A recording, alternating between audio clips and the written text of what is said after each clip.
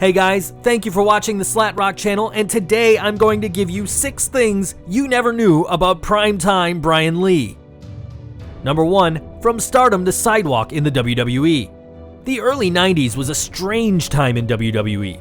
Wacky characters galore as our screens were packed full of brightly colored WWE superstars. One such character was Brian Lee Harris. In 1994, he briefly joined the World Wrestling Federation to perform as an imposter version of The Undertaker.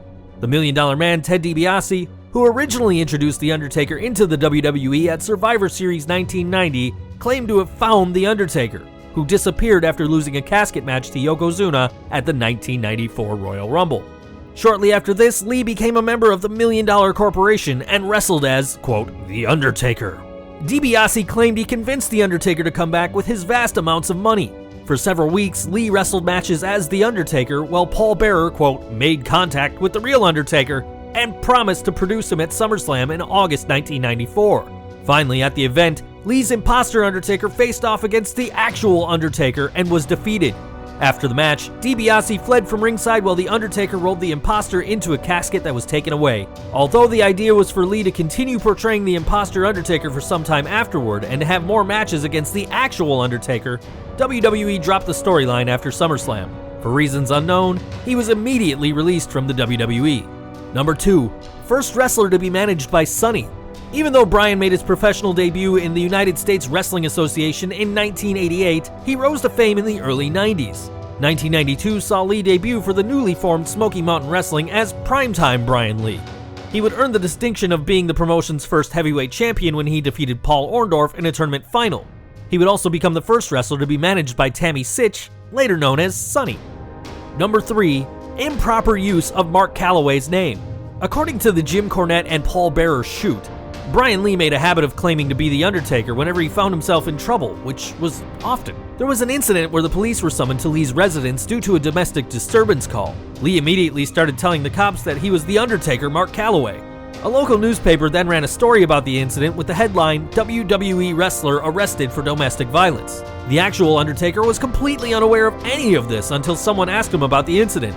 Needless to say, Taker was none too pleased to hear that a person whom he had considered a friend was beating his old lady and then claiming to be him.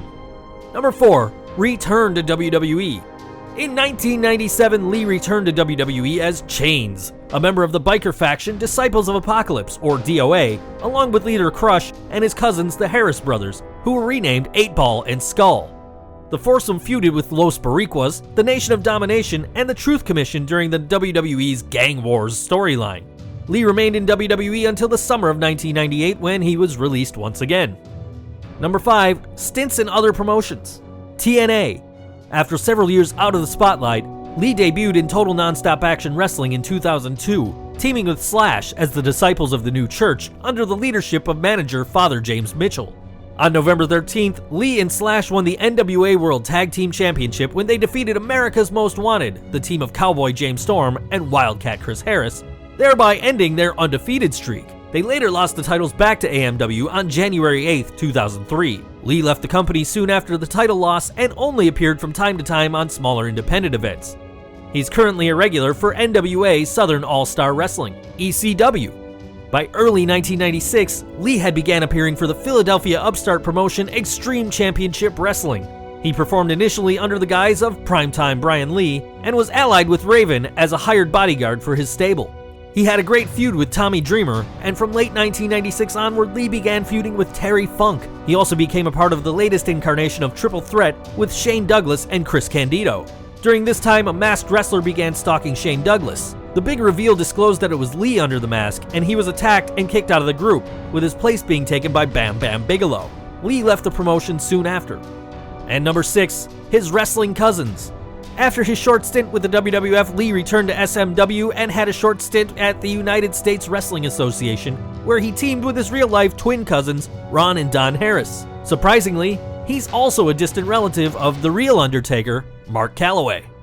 Thanks for watching. I hope you enjoyed this video. Please give us a comment below if you did, like the video, subscribe if you want to see more videos like this, and don't forget you can follow us on Twitter, Facebook, and Google+.